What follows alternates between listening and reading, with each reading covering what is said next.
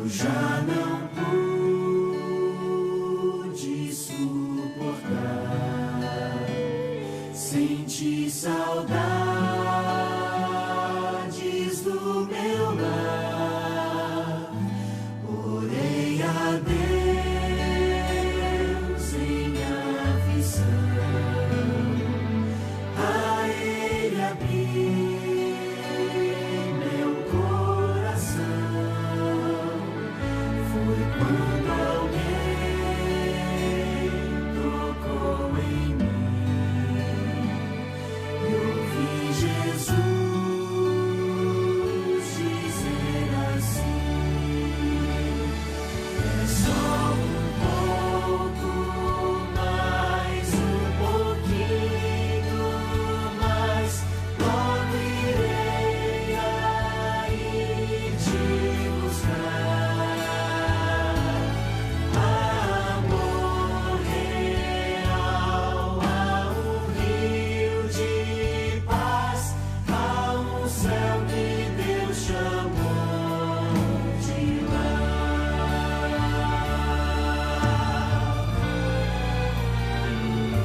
Mais uma vez amanheceu, o sol da fé em mim nasceu. E quando eu penso em desistir, Jesus me chama e diz assim: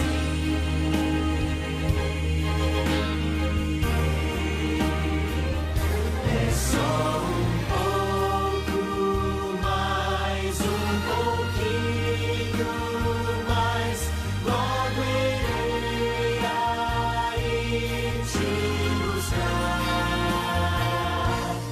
Amor real, há um rio de paz, há um céu que Deus chamou de lar. É só um pouco mais, um pouquinho mais, logo irei aí te buscar. Amor real, há um rio de paz, há um céu que Deus chamou de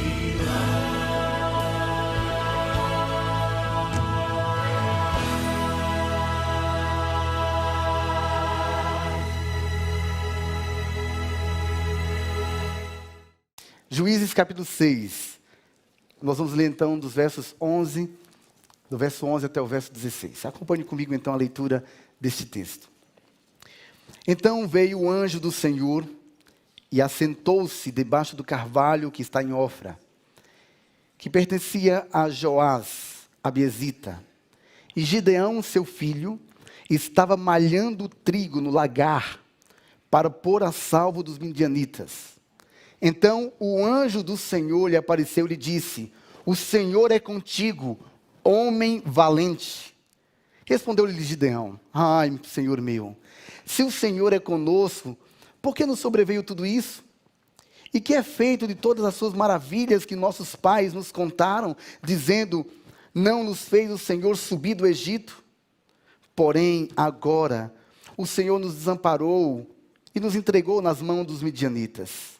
Então se virou o Senhor para ele e disse: vai nessa tua força e livra Israel da mão dos midianitas. Porventura, não te enviei eu? E ele disse: ai, Senhor meu, com que livrarei Israel? Eis que a minha família é a mais pobre em Manassés, e eu o menor na casa de meu pai. Tornou-lhe-se o Senhor: já que eu sou contigo, ferirás os midianitas como se fossem um só homem. Há muitas biografias sobre os personagens da Bíblia, e eu amo cada uma delas, mas sou apaixonado pela maneira como Ellen G. White, ela muito obrigado, como ela apresenta a história de cada um desses heróis da Bíblia. E o livro Patriarcas e Profetas traz um relato bem claro, com informações sobre quem era Gideão, a sua família, e como Gideão recebe esse chamado de Deus. E como a partir desse chamado de Deus, a vida de Gideão muda completamente. Especialmente a maneira como Gideão enxergava os desafios e a própria opressão que o seu povo estava enfrentando. Ontem nós falamos sobre um poder que eleva, o perdão. Esta manhã eu gostaria de falar sobre coragem. E talvez o tema seja um pouco diferente. Se você olhar para a tela, nós temos ali um título para a mensagem de hoje: o ego no altar. Eu gostaria de, antes de explorar um pouco mais a história de Gideão, introduzir este tema fazendo alguns questionamentos. Como você se vê? Quando você olha para você mesmo, o que você enxerga? Você pode projetar coisas sobre si mesmo que não são reais. Há pessoas que têm uma visão superlativa de si mesmo. Não tem muito tempo eu fui visitar uma família. O pai, ele tem um doutorado. A mãe havia terminado o mestrado. Eles têm 5 filhos. E uma das filhas, uma garota linda, cheia de energia, falante, me recebeu na porta. E logo ao chegar, ela começou a contar de quem ela era, das conquistas que ela estava fazendo na escola. Nós sentamos, era uma visita pastoral, eu orei junto com a família, e ela continuou assim, falando muito sobre si mesma, né? Exaltando as suas qualidades. A um ponto que a mãe olhou para ela e falou assim: minha filha, você se acha, não é? E ela falou assim: não, eu não me acho, eu se sou. Algumas pessoas têm uma visão superlativa de si mesmo. Alguns de nós pensamos muito ao nosso próprio respeito. Agora, há também aqueles que têm uma visão tímida de si mesmo. E eles lutam o tempo todo contra o seu eu, contra o seu ego. Esse é um livro interessante do Ryan Holiday, O Ego é Seu Inimigo, ou é o Inimigo, onde ele explora esses conflitos com o próprio eu. E essas visões que nós temos sobre nós mesmos. E como estas visões, elas podem atrapalhar a maneira como eu enxergo o chamado de Deus para a minha vida. Sabe, alguns de nós temos essa visão tímida sobre quem somos. E nos perguntamos: o que há de errado comigo? Por que os outros têm isso e eu não tenho? Por que eu não consigo? Por que eu sou tão estúpido? Por que eu não sei fazer as coisas tão bem quanto os outros fazem? E eu me sinto inadequado, alguma coisa há de errada comigo. E esses sentimentos de inadequação, eles vão se tornando mais fortes na nossa convivência com outras pessoas que trabalham conosco ou são da nossa família. Vou dar um exemplo. Imagine que sexta-feira à tarde você é convidado para o pôr do sol na casa de uma amiga, ok? E você chega ali perto do pôr do sol, 5h30, 6 horas. E você chega na casa da sua amiga, quando ela abre a porta para você, há um cheiro de jasmim. Tudo está organizado. Você percebe que os filhos já estão de banho tomado, o esposo está no sofá com a Bíblia aberta. Você olha e de relance você vê que no quarto todas as roupas para o sábado estão passadas. A comida já está pronta na cozinha. E você fica pensando: como ela consegue fazer tudo isso? Por que eu não consigo? Por que a vida dela parece tão perfeita? Por que tudo cheira tão bem? Por que tudo está tão lindo? Você ama a sua amiga, mas você odeia a você mesmo, porque você não é tão perfeita quanto ela. Alguns de nós convivemos com outros profissionais da mesma área. E você talvez ande pelos corredores aqui da DSA, ou você que está nos assistindo pela internet, encontra um profissional da mesma área que você atua, e você vê ele feliz porque ele completou um projeto, ele conseguiu um contrato, ele é seu amigo, ele é inteligente, ele é popular. Mas você trabalha muito, talvez você trabalhe até mais do que ele, mas você não tem o mesmo desempenho. E você se pergunta, o que há de errado comigo? Por que eu não sou assim? A pergunta que eu faço para você esta manhã é, você já se sentiu inadequado alguma vez? Você já se sentiu inadequado espiritualmente? Eu cresci numa igreja pequena, mas que era muito fácil me sentir inadequado espiritualmente. Parecia que todas as pessoas que estavam ali eram santas. Elas recitavam textos da Bíblia de cor, elas sabiam cantar todos os hinos do inário, elas tinham comentário para todos os assuntos. E eu me senti inadequado. Eu acho que alguns de nós aqui já nos sentimos inadequados espiritualmente algumas vezes. Ou inadequados em relação à função, ao chamado que Deus nos fez. Sabe, nada me fez me sentir tão inadequado quanto quando a minha filha nasceu. E quando eu coloquei no colo pela primeira vez, eu tinha ela nos braços. E eu olhei para aquela garota pequenininha, linda, frágil. E falei, o que é que eu vou fazer agora? Eu confesso para você que eu não tenho muito dom de cuidar de coisas pequenas. Eu levei um cacto para casa uma vez e o cacto morreu. E eu fiquei pensando, gente, como é que eu vou cuidar de uma pequenininha como esta? Eu estava me sentindo totalmente inadequado. Agora, como é que esses sentimentos de inadequação são construídos? E por que eles são construídos? Primeiro, nós recebemos muitas vezes críticas injustas. Em algum lugar ao longo da nossa vida, alguém disse, você não está no padrão. Você não tem o que é preciso. Eu não gosto de você. Eu gostaria de nunca ter tido você. Você é patético. Você nunca vai ser nada. Ou eu queria que você fosse como tal pessoa. Fizeram comparações. E internamente, essas mensagens, essas críticas injustas, elas vão queimando o HD do nosso ego. E quando você quer fazer algo significativo, ou apenas cumprir o seu chamado todos os dias, você ouve novamente essas mensagens na sua mente, elas falam novamente ao seu coração, e você diz, eu sou inadequado, eu não sou capaz de fazer isso. Mas além das críticas injustas, alguns de nós recebemos elogios irrealistas. Você é o melhor, você é incrível, ninguém é tão bom quanto você. E dentro, nós vamos pensando, se você me conhecesse, você saberia que eu não sou tão bom assim. Eu não sou tão incrível assim. Mas há também as comparações imprudentes. E os pais cometem muito esses erros. Eles compraram imprudentemente um filho com o outro, ou com o filho do vizinho, ou com o filho do outro pastor. Você sabe, eu não sou como eles, é isso que vem no eco do coração. Eu não sou tão atraente, eu não sou tão brilhante, eu não tenho tantos frutos quanto ele tem.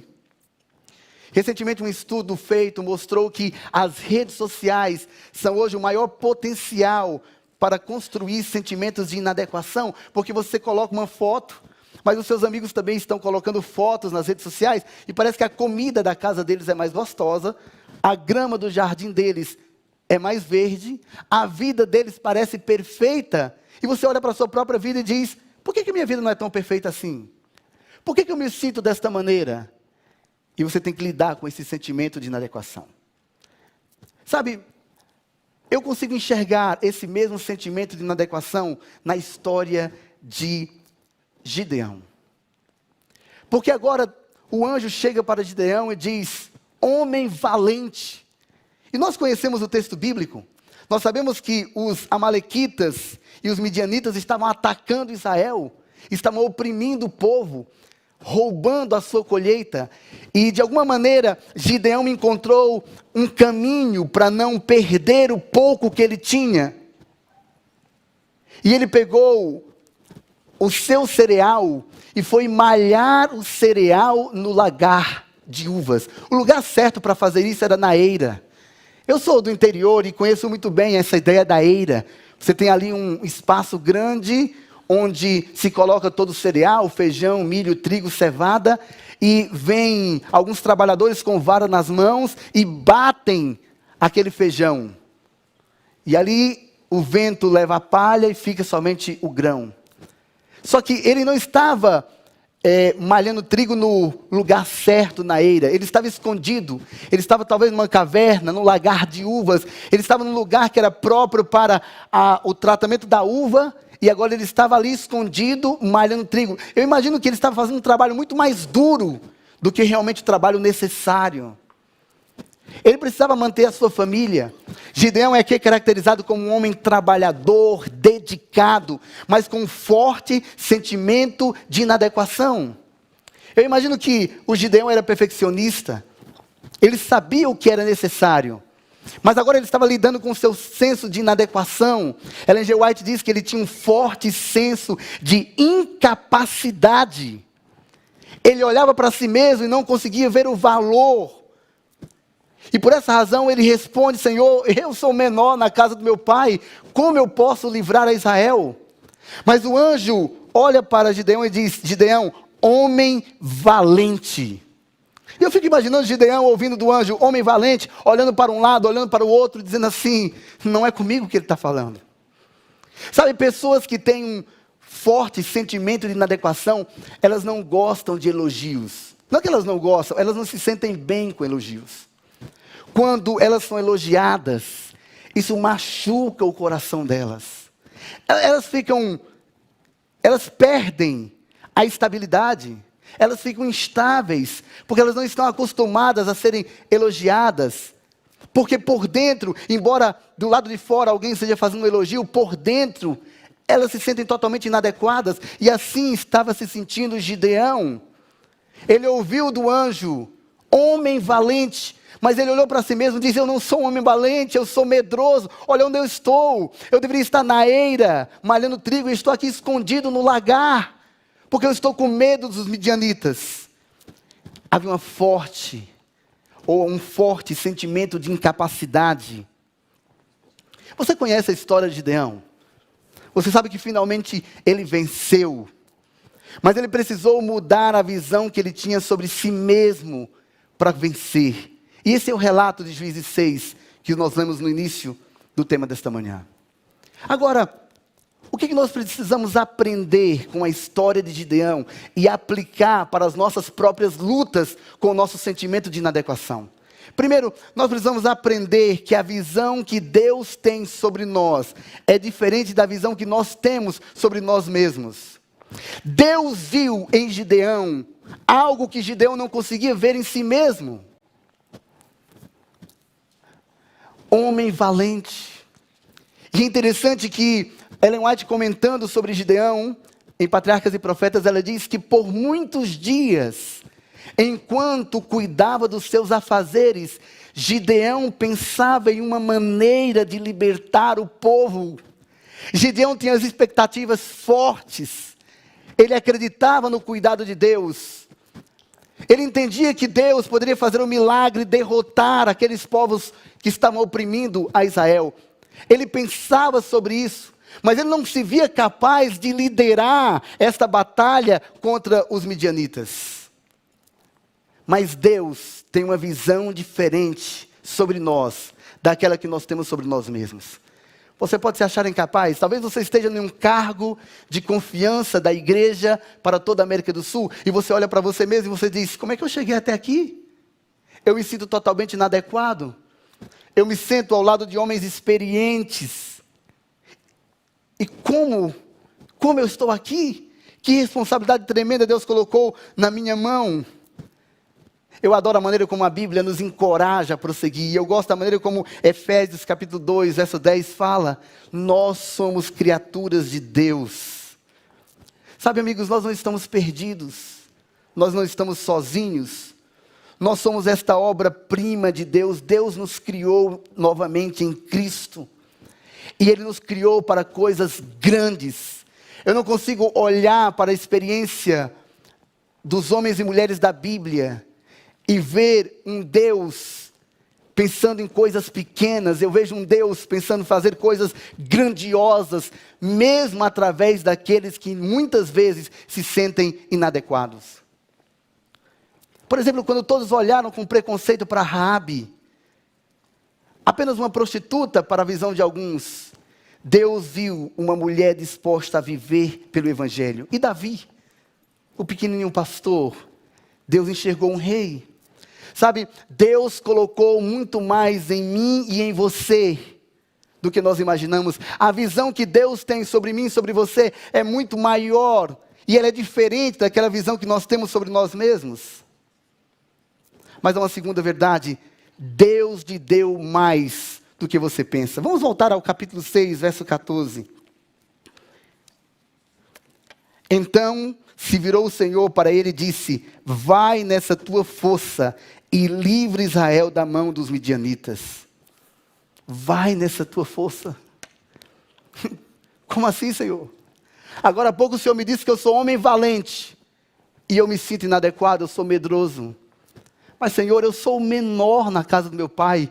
E o Senhor está dizendo para que eu possa ir na minha força. Como assim? Sabe, eu e você temos muito mais dado por Deus do que aquilo, ou temos exatamente aquilo que Deus precisa para fazer a sua obra através de nós. Nós somos instrumentos. E eu sou a prova viva de que Deus nos dá muito mais do que aquilo que nós imaginamos. Eu cresci na igreja. Eu cheguei na igreja com pouco mais de 10 anos. Eu fui desbravador. Eu sempre amei a igreja, eu amava pregar, falar. Dei os meus primeiros passos na igreja passando a carta missionária. Com 14 anos, eu estava um dia em um congresso distrital e o pastor Giovanni Queiroz, que mais tarde foi meu presidente, era o presidente do campo, e ele se aproximou de mim, eu era um garoto, estava ali. Ele falou assim: qual o sonho para a sua vida? Você está estudando? Eu falei: sim, pastor, estou estudando e tal, tenho vários sonhos. E eu sonhava em construir motores para avião. Ele falou assim: rapaz, você devia ser pastor. Você tem um jeitinho de pastor assim e tal. E aquilo foi na minha mente. Algumas pessoas da igreja também falavam isso para mim, mas o tempo foi passando. Eu terminei o ensino médio, eu fui estudar no interior do Ceará, no Crato.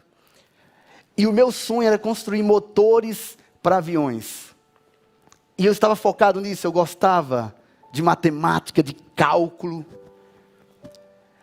Um dia eu cheguei na sala de aula, eu era aluno de um coreano na matéria de cálculo. E eu sentava na metade da sala e eu olhei para o quadro e vi apenas alguns rabiscos. Eu falei: não estou conseguindo enxergar bem. Eu usava óculos já, não estava conseguindo enxergar bem. Aí eu fui para a primeira fila. Eu fechei um pouco mais os olhos, mas não consegui enxergar. Eu falei: não, tem alguma coisa errada comigo. E aí eu saí dali, fui no oftalmologista e fiz a consulta, fiz vários exames. Ele colocou lá, lente por lente, melhor esta ou esta. E foi trocando as lentes. E colocou todas. E nenhuma delas funcionou para mim.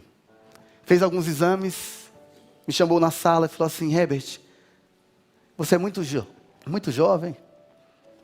Eu ia completar 17 anos ainda. Ele falou para mim: você vai ficar cego. Em algumas semanas, em alguns meses ou em alguns anos. Aquilo, falei: você está louco? Eu vou ficar cego? Eu vou completar 17 anos, doutor. Eu sou um garoto ainda, eu tenho um monte de sonhos para a vida. Você vai ficar cego. Eu saí daquela sala fera, desesperado, chateado com o médico. Fui num outro oftalmologista. Ele fez todos os exames e o diagnóstico dele foi: você vai ficar cego em algumas semanas, alguns meses, alguns anos. E tirou do bolso um cartão do Hospital dos Cegos em Fortaleza e entregou na minha mão. Falou assim: agora se prepare para a tragédia, se prepare para os dias difíceis. Começa a aprender braille.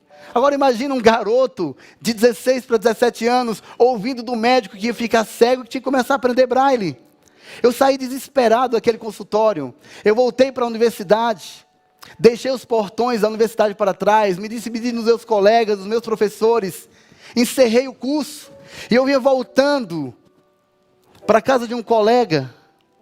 E encontrei em Juazeiro do Norte, numa esquina da fábrica Singer, que fazia motores, um pastor chamado Ivanci Araújo. Era o pastor distrital. Ele me chamou e falou assim, estava junto com um obreiro bíblico chamado irmão João, vem cá. É o seguinte, o irmão Arraes tem um projeto aqui no Cariri, e ele está mandando alguns jovens evangelistas para trabalhar em algumas cidades. E há uma cidade que estão precisando de um evangelista, Farias Brito. E nós pensamos que você é o nome para ir para essa cidade fazer evangelismo. Eu falei assim, peraí pastor, deixa eu te contar a minha história. E eu contei para ele o que estava acontecendo. E ele falou para mim, não, é você mesmo, Deus está chamando você, nós oramos. Foi isso, irmão João? Sim. Nós oramos e Deus colocou no nosso coração que é você, que deve ir para Farias Brito. E eu fui para meu 1 ano em missão, pastor Johnny. Eu fui para 1 ano em missão em Farias Brito, mantido pelo irmão Arraes. E eu fiquei 1 ano ali em Farias Brito, eu não conseguia enxergar nada, eu perdia os ônibus. O ônibus passado, não conseguia enxergar a placa. Eu não conseguia localizar as casas direito. Eu chegava na porta das casas, batia palma e dizia, bom dia, dona Maria. Aqui é o homem da água. Aí quando ela via, olhava, água, água da vida. Aqui é o homem da luz, luz do evangelho. Eu não conseguia localizar as casas. Eu comecei a andar com algumas pessoas, as pessoas me ajudaram. Eu fazia conferência à noite. Tinha uma garota que lia os textos bíblicos enquanto eu pregava. Eu estudava a Bíblia com uma lupa. E eu lia todos os textos bíblicos com uma lupa. E eu decorei todos os estudos bíblicos. A pergunta, a resposta e o texto bíblico correspondente. Eu sabia de cor os 20 estudos do Verdade e Vida. E eu chegava na casa das pessoas, colocava a Bíblia no colo e dizia o seguinte, eu vim aqui estudar a Bíblia com a senhora.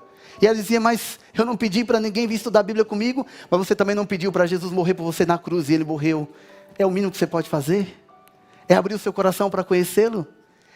E aquela garota que abria a Bíblia todo dia para mim, enquanto eu pregava, ela ia lendo os textos, foi a primeira pessoa a ser batizada na conferência. Você diz amém por isso? E eu fiquei aquele ano em Farias Brito. Um dia um deputado federal de Pernambuco ligou, meu tio era prefeito de uma cidade, da cidade lá de Bodocó. E ele tinha um amigo que era deputado, ele me ligou e falou, Herbert, eu vou te ajudar, você tem um problema sério, eu vou te ajudar com um tratamento no melhor hospital de olhos do Nordeste, no Hope, em Recife. Vem para cá. Eu saí lá do Cariri, fui para Recife, comecei o tratamento. Meses depois, os médicos disseram, olha, dá para segurar o problema por algum tempo. E eu coloquei a primeira vez as letras de contato, eu vi, o mundo era lindo. 16 graus e meio num olho, 16 graus no outro. No final daquele ano eu fiz um pacto com Deus, Deus estava falando muito forte no meu coração. E em vez de voltar para a faculdade para construir motores, eu desafiei a Deus, eu fiz o vestibular para teologia. Eu já havia comportado no meu ensino médio todo, eu voltei para a comportagem. Fiz o vestibular para teologia, passei e fui para o IAN fazer teologia. Eu terminei a faculdade com 22 anos. Eu dediquei tudo o que eu podia. Eu não era o garoto mais inteligente. Mas junto com o pastor Yuri, que é missionário hoje na Mongólia, nós estudávamos horas e horas para ter as melhores notas da turma. Eu me superava, eu queria fazer tudo de maneira perfeita. Eu não joguei bola durante o seminário. Eu passava a maior parte do tempo na biblioteca estudando ou na prática pastoral, mas eu me formei com 22 anos. Meu primeiro chamado, Fernando de Noronha. 1 mês antes de chegar em Noronha, eu fui transferido. Antes mesmo de ir para Noronha. Nunca pisei em Noronha, gente. Fui para Pesqueira, ser pastor da família do pastor Josanã. Pai do pastor Josanã, uma grande bênção, me abençoou muito. Primeiro dia no distrito, o irmão olhou para mim e falou assim, seu pai chega quando para subir o distrito? 22 anos, garoto, magrinho. Eu me senti inadequado muitas vezes. Eu não conseguia dirigir, até hoje eu não sei dirigir muito bem. Porque eu não conseguia enxergar. Eu já fiz o transplante em uma córnea. Ela não enxerga bem, se eu fechar o olho não transplantado, com o transplantado eu só vejo vultos. Esse outro olho eu continuo tendo 16 graus e meio. Eu não sei por quanto tempo eu terei visão. Eu não sei por quanto tempo. Talvez um dia eu acorde e a visão esteja menor. Até o dia que eu não vou enxergar mais. Já me senti inadequado muitas vezes. Eu pensei em desistir. Eu olhava para mim mesmo e falava, como é que esse garoto de 22 anos vai ser pastor de 10 igrejas? Um dos meus líderes era o pai do pastor Josanã. Eu me senti inadequado tantas vezes. Eu era jovem demais, não enxergava bem. Eu estava com aquele forte sentimento e eu pensei em desistir. Houve uma madrugada que eu lutei com Deus. Eu decidi que eu ia desistir. Mas Deus me falou fortemente ao coração, com palavras muito semelhantes às palavras que Ele usou com Gideão, dizendo assim: homem valente, seja forte, corajoso. E sabe qual foi a maior descoberta que eu fiz? Esse é o meu 13º ano de ministério. Deus já me deu muitos privilégios. Deus já me levou para muitos lugares. Eu já pude servir com os dons que Ele me deu, que não são meus, mas que Ele me deu. Como líder de jovens, como pastor da igreja da Fádiba. Mas a conclusão que eu chego é que, quando eu estou diante do chamado de Deus, é muito menos sobre mim e mais sobre Deus. Olha o que diz o verso 16. Já eu estou contigo. É a minha mão forte e poderosa que dará a vitória. Não são as suas forças. Talvez você chegou aqui esta manhã inquieto, olhando para si mesmo e dizendo: Senhor, o desafio é grande demais para mim. Eu me sinto inadequado. Talvez eu tenha alguém aqui lutando com a depressão, lutando com o medo. Falta ousadia, falta coragem no seu coração. Você olha para si mesmo, não consegue ver as habilidades, as competências necessárias. Mas eu gostaria de te lembrar aqui esta manhã: é menos sobre você e mais sobre Deus. É Deus que capacita. É Deus que tem o poder. É dele a força. E é Ele que te encoraja. É Ele que te tira de onde você está e te levará aonde você precisa estar. É mais sobre Deus do que sobre você. Você consegue entender isso? É mais sobre Deus do que sobre você. É menos sobre você. E a boa notícia é que esse Deus, Ele só pede uma coisa: que o teu ego, que o teu eu esteja sobre o altar dele. Depois de encorajar Gideão, você vai continuar lendo o relato bíblico, e Gideão derruba todos os altares a Baal que seu pai havia construído e ergue um altar a Jeová. Sabe, os nossos sentimentos de inadequação podem ser muletas, podem ser altares pagãos. Nós adoramos nos sentir pequenos, para que as pessoas tenham pena de nós. Olha para Deus. O teu Deus é poderoso, o teu Deus é grande, é esse teu Deus que te encoraja, é esse teu Deus que te capacita, é esse teu Deus que te faz avançar. A única coisa que Ele te pede é que o teu coração, o teu eu, esteja no altar dEle. Derrube os outros altares. Derrube esses outros altares, esses outros sentimentos de inadequação, esse caminho na direção contrária da vontade de Deus, e se coloque no altar de Deus. É menos sobre você e mais sobre Ele. Tudo que Ele pede é que você seja dependente, submisso.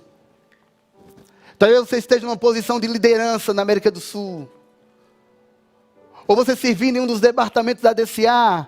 Você olha para si mesmo e diz: Senhor. Deus olha para você e diz: homem valente, mulher valente, jovem valente, eu sou contigo. Eu te darei a vitória. E a vitória que Deus te dará é também a vitória do seu povo, da sua igreja neste tempo. E em Cristo nós somos mais do que vencedores. É difícil confiar. Algumas vezes vem o medo vai nos adoecendo.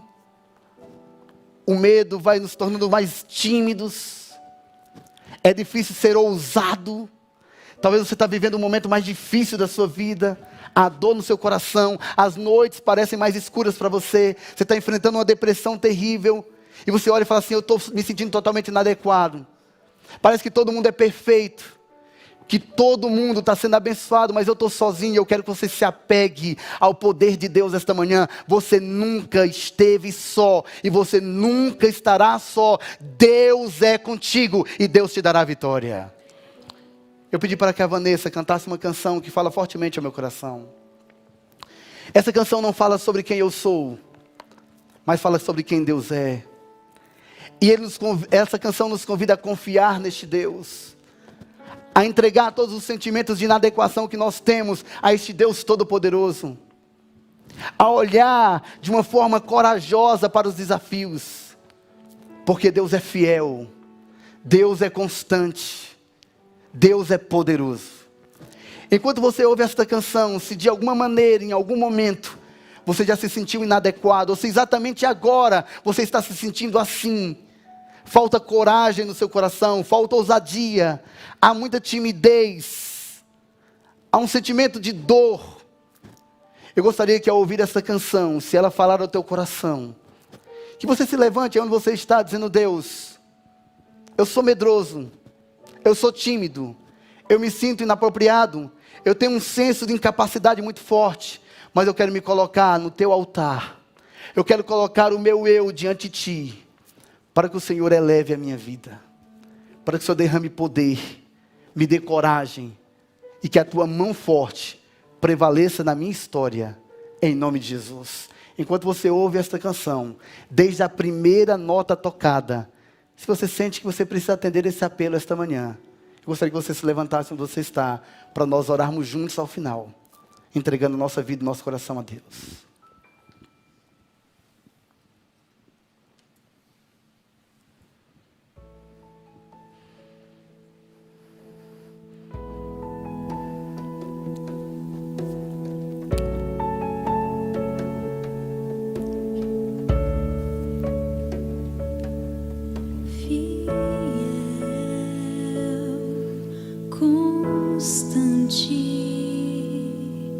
Tão cheio de amor, tão poderoso és meu Senhor. Me abraças, me sondas, conheces meu andar e gosta de me ouvir cantar.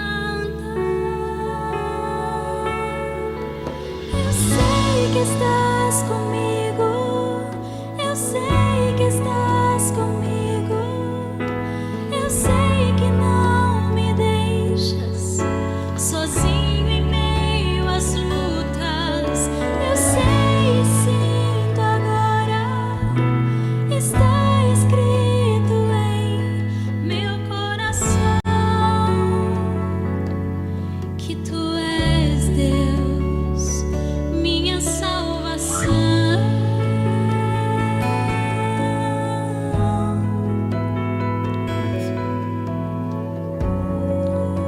O Senhor é nosso Deus. Gracioso,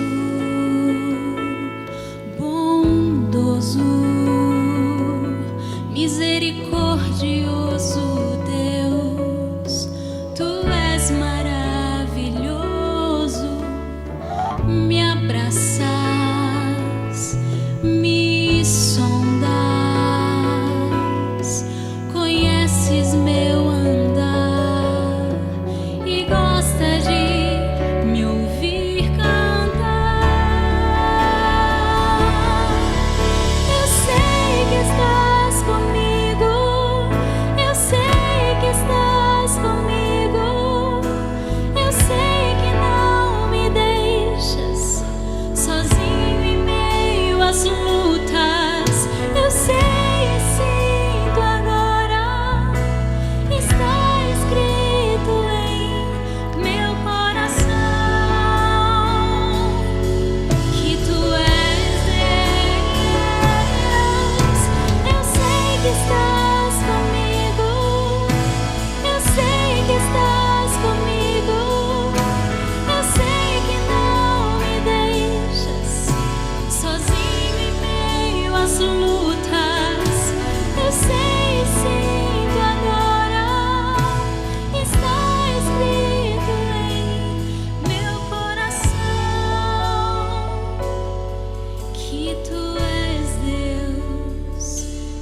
salvação.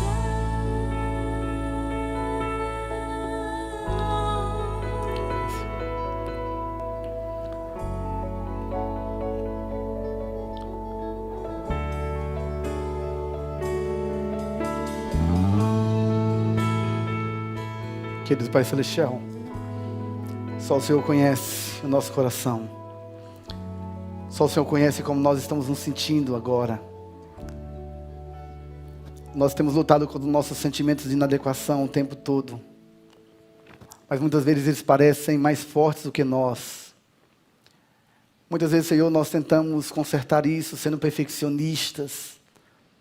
Mas acabamos ficando ansiosos, tímidos, medrosos. Pai amado, cura os nossos corações esta manhã. Talvez tenha aqui, Senhor, algum jovem que está enfrentando um momento difícil, as noites têm sido duras. Talvez tenha aqui, Senhor, alguém que está vendo um momento difícil, enfrentando uma depressão. As pessoas olham e perguntam o que está acontecendo, mas só você sabe das lutas, das dores. Pai amado, cura esse coração, restaura esta vida, levanta.